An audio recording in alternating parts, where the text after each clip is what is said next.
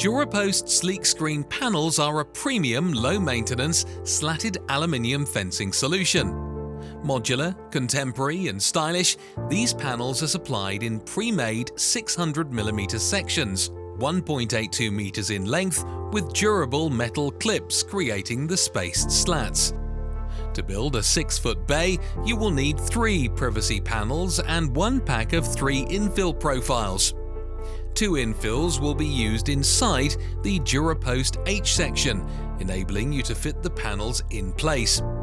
You should leave 22mm from the top of the post to fit the final infill profile as a top cap.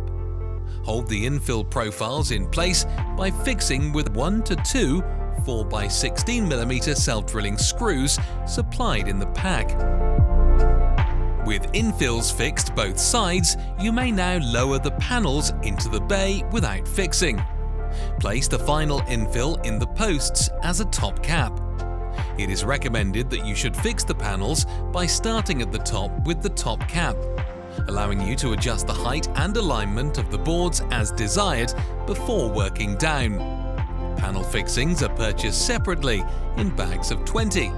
6 screws recommended per panel.